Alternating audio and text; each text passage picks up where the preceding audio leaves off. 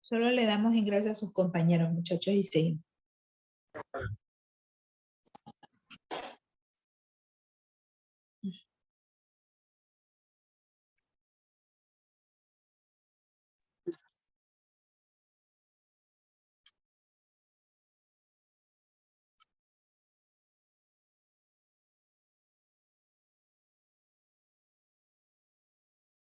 Ok, voy a repetir ahorita a quienes hemos tenido desde la clase, bueno, desde la primera conexión.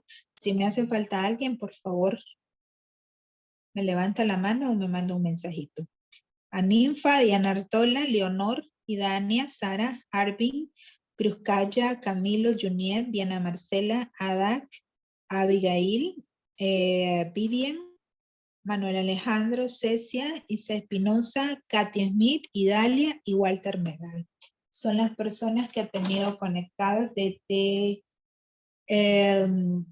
la primera conexión. Si alguien me falta, me escriben, pero no creo, acá tengo todo. Ok, comparto nuevamente con ustedes, muchachos, pantalla.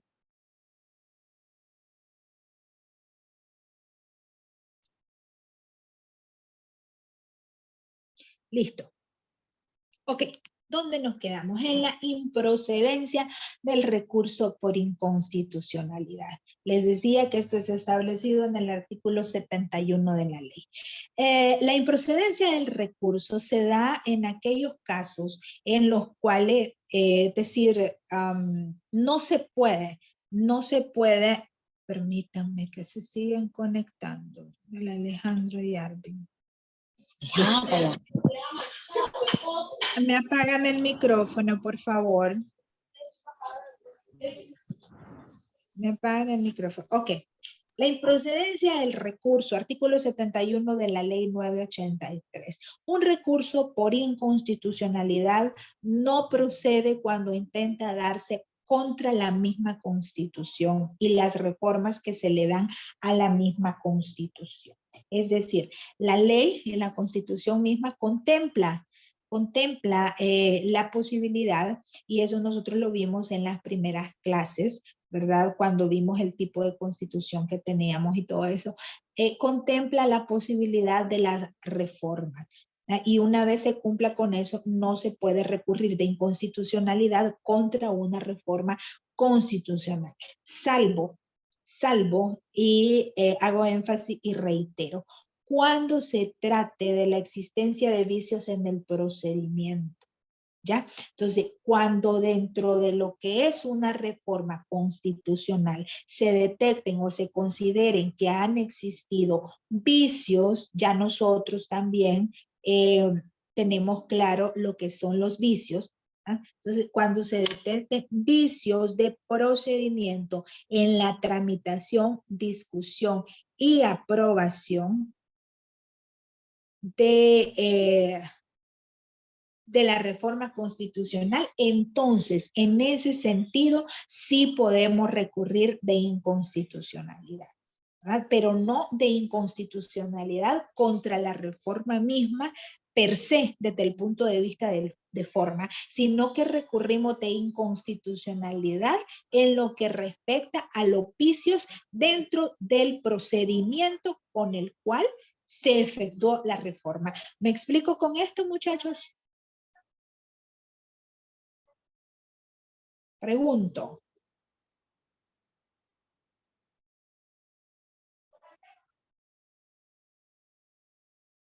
Pregunto, ¿o están viendo el partido?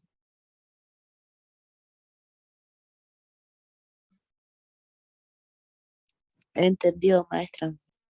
Gracias, gracias, corazón, por responder. Creo que soy la única que está. Ok. Vamos a ver.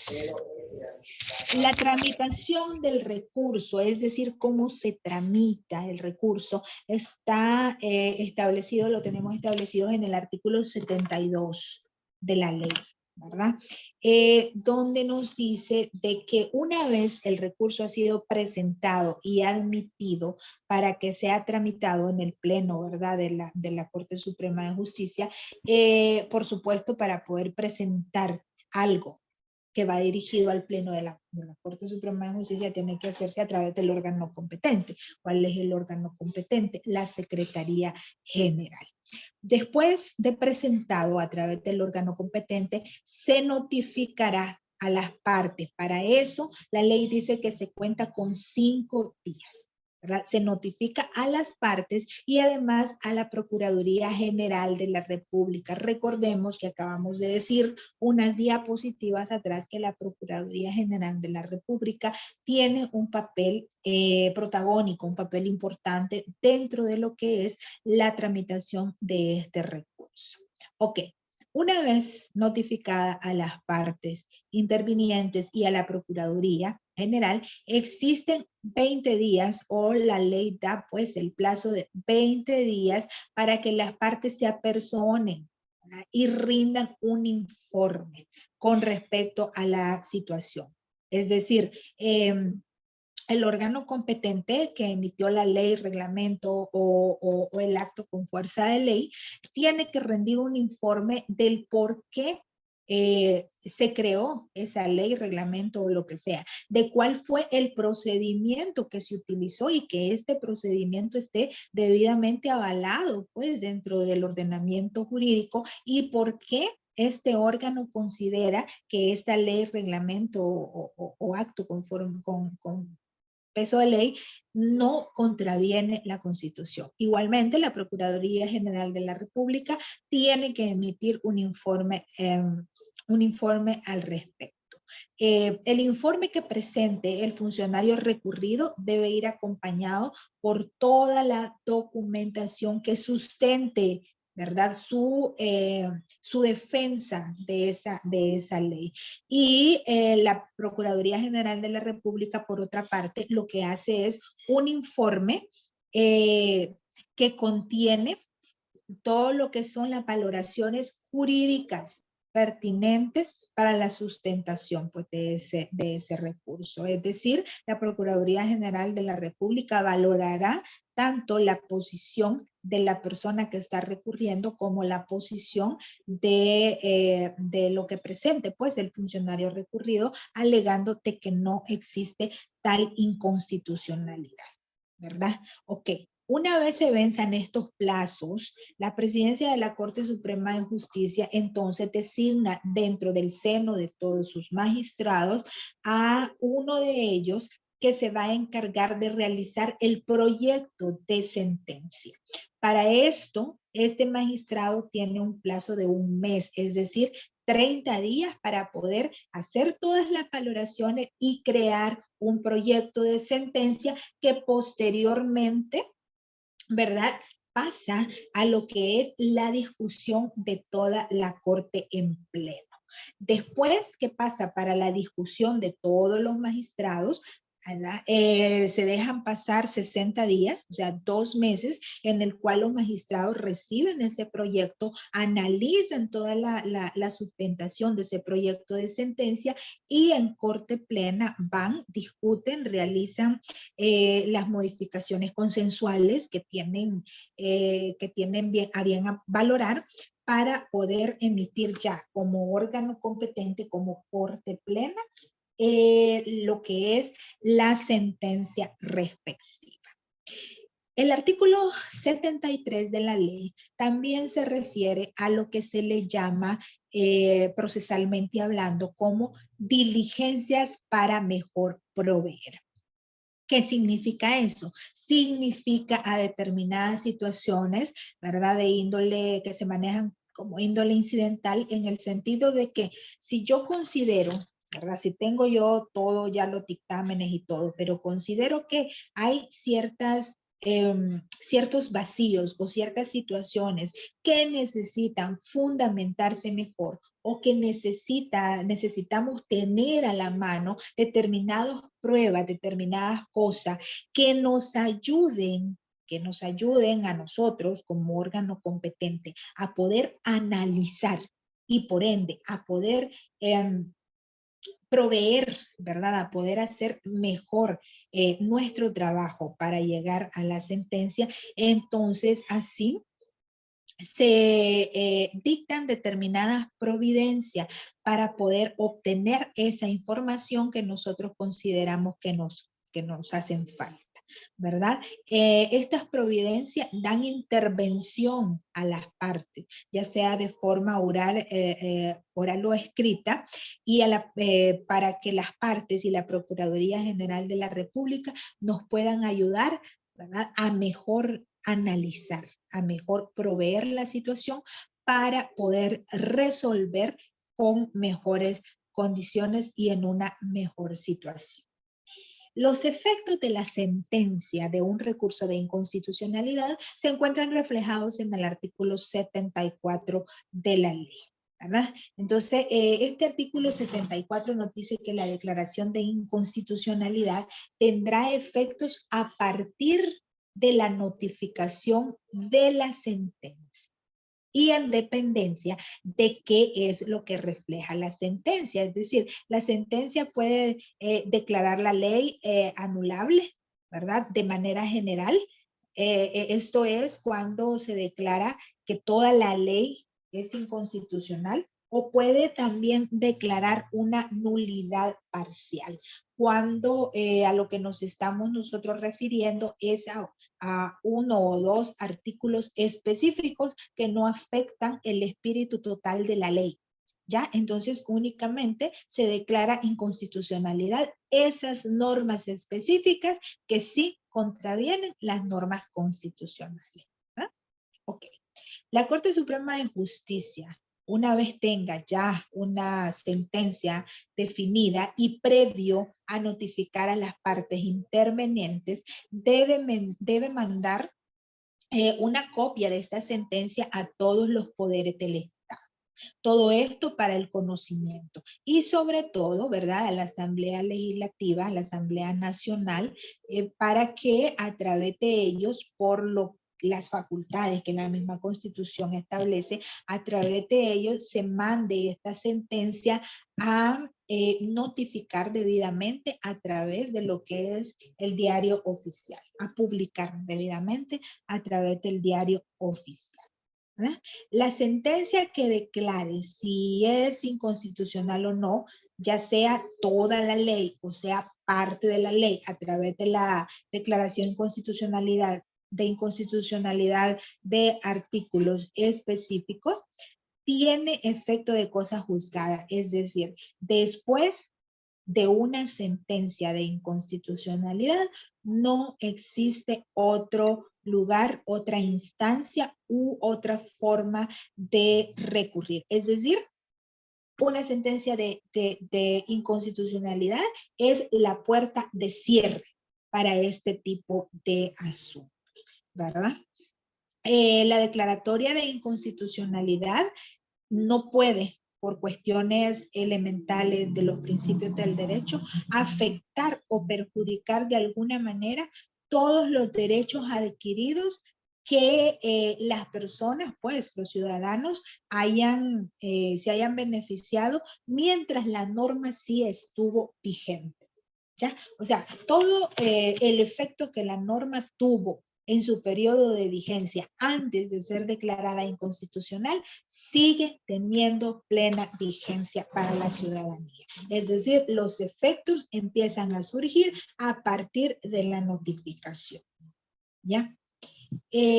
Bueno, ya tenemos claro lo que son los recursos, el recurso de inconstitucionalidad en términos generales. Ok. Entonces, pero existen diversos tipos de inconstitucionalidad.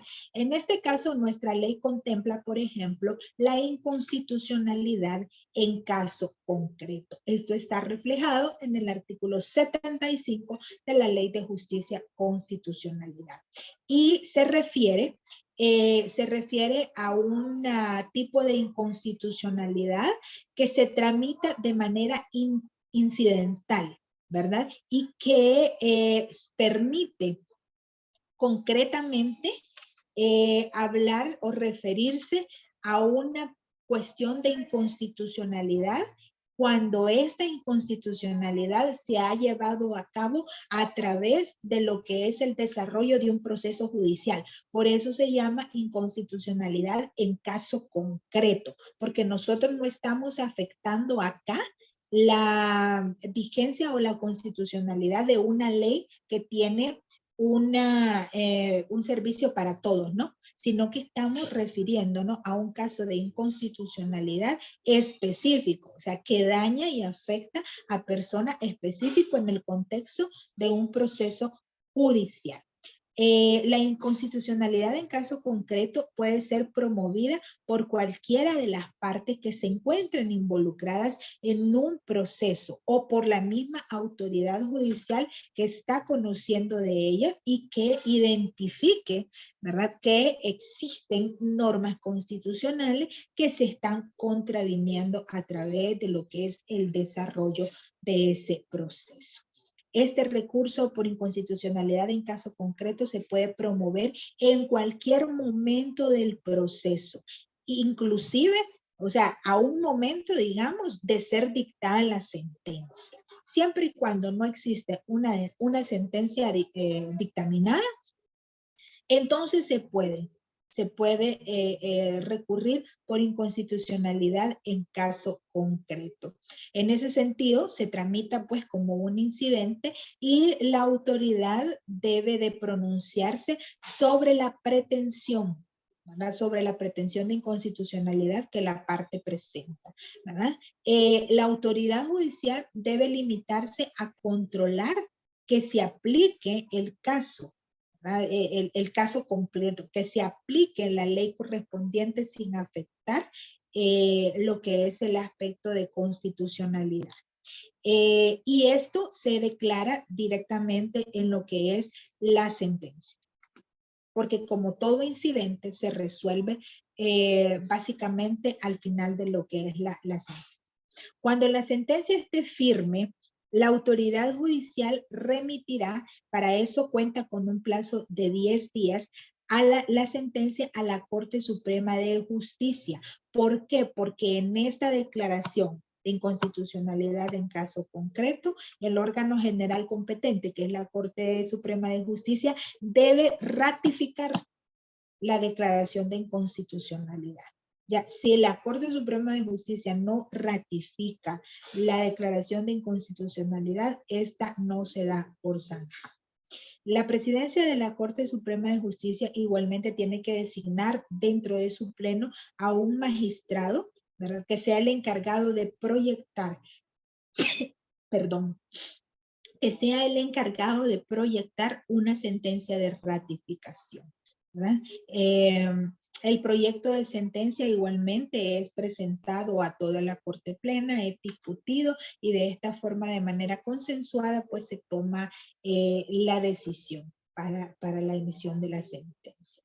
¿Cuáles son los efectos de la declaratoria de inconstitucionalidad? Bueno, la declaratoria en este caso concreto, ¿verdad?, tiene por efecto la inaplicabilidad de la norma para ese caso. Y este es un punto muy importante, muchachos, que debemos nosotros entender con respecto a la diferencia. Esto le pasaría en el examen. Cuando nosotros declaramos una inconstitucionalidad general, estamos nosotros derogando una norma de manera concreta y con vigencia para todos. ¿Ya? En el caso de una declaratoria de inconstitucionalidad en caso concreto, la norma no se anula, simplemente la norma se declara inaplicable para ese caso concreto.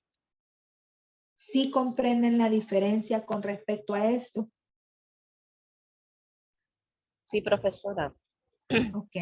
En uno, la norma se anula, ¿verdad? En la parte general. En este, que es en caso concreto, la norma no se anula. La norma nada más se declara inaplicable para ese caso concreto, pero la norma sigue teniendo vigencia general.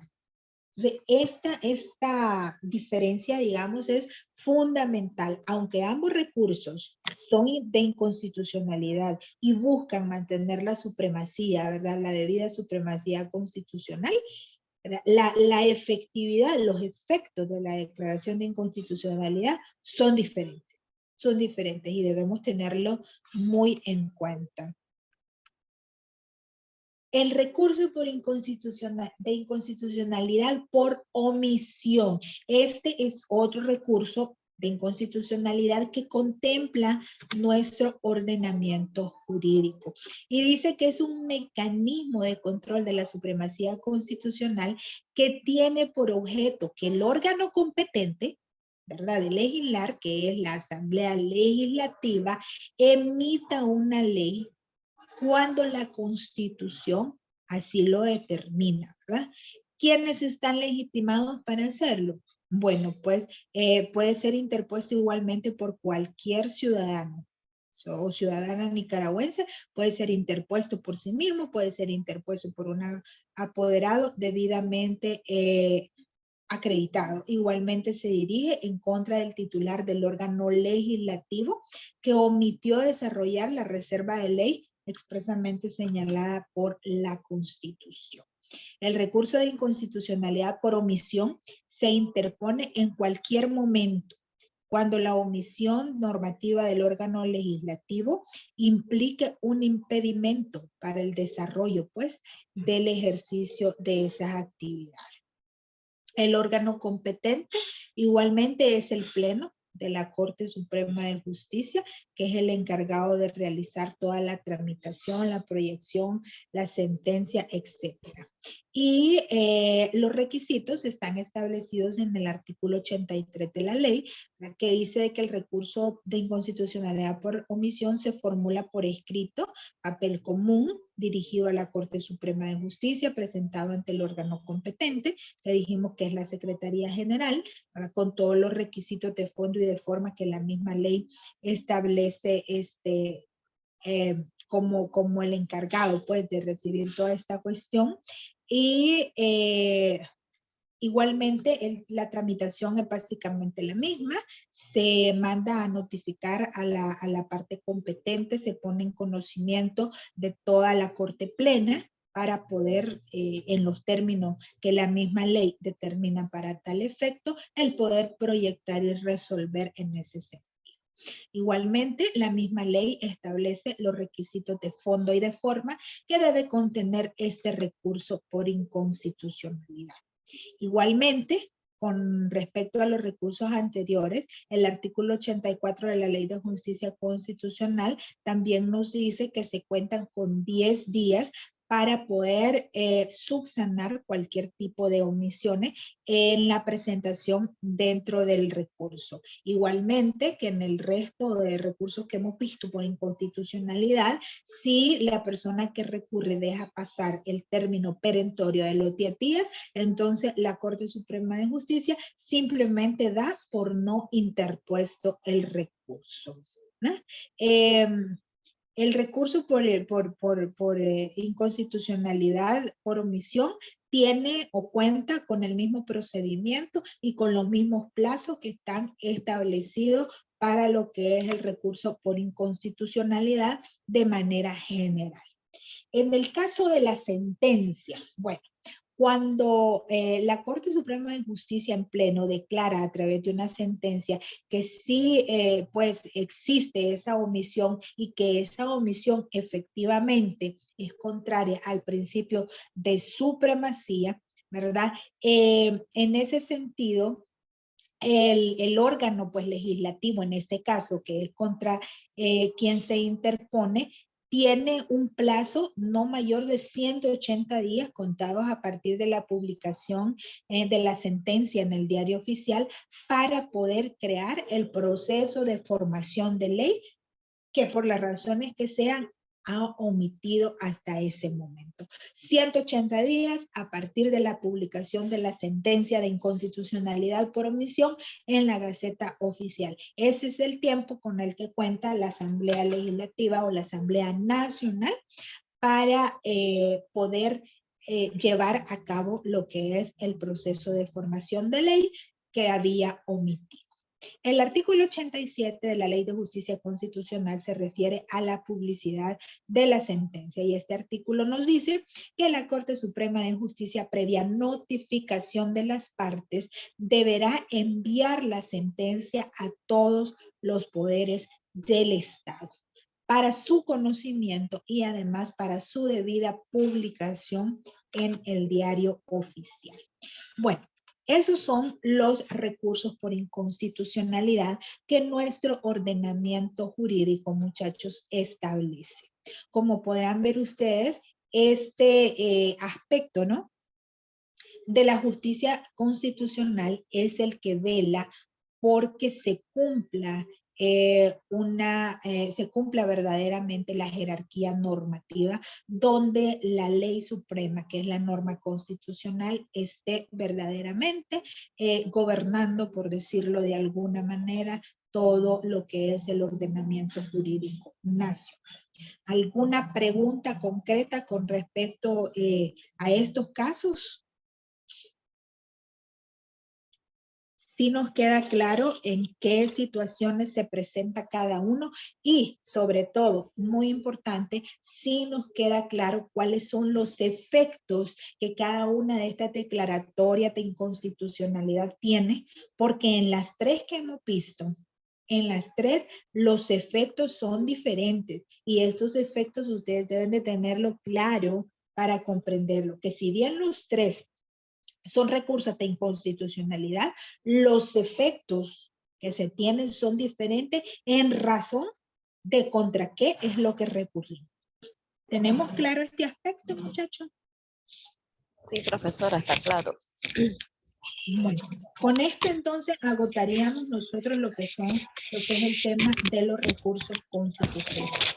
El otro tema con el que nosotros deberíamos pues finalizar nuestra materia es el tema de los recursos humanos de manera muy amplia y de manera muy general. ¿Por qué terminamos nosotros esta clase con esto? Porque básicamente es la introducción que ustedes van a tener para el siguiente paso en su pensum, que es ver un cuatrimestre completo lo que son los derechos humanos. Entonces, los derechos humanos a lo largo de la historia han tenido un desarrollo bastante tortuoso, de verdad. Lastimosamente, para poder nosotros identificar o aceptar, o sea, estos recursos humanos que ahora ya tenemos, estos derechos humanos, perdón, que ahora tenemos ya completamente normados, ¿verdad? Completamente tutelados, se tuvo que pasar por una serie de situaciones históricas fuertes. La guerra ha sido nuestra principal escuela para poder ir desarrollando, ¿no?, esta determinada cuestión. En la historia de los derechos humanos han existido determinados hitos, determinados momentos históricos que han sido parteaguas precisamente para lo que es el desarrollo de todo esto. Y así tenemos como los más llamativos, por decirlo de alguna forma, los que tienen ustedes en pantalla. Tenemos en el año 539 a.C., cuando se crea el cilindro de Ciro, que es básicamente el primer vestigio que nosotros tenemos de una codificación pura, o sea, derecho positivo de lo que son los derechos humanos. A destacar en toda esta situación del cilindro de Ciro, básicamente podemos decir que es cuando se habla, pues, por primera vez, al menos en términos de derecho positivo, de derecho codificado, sobre la liberación de los esclavos.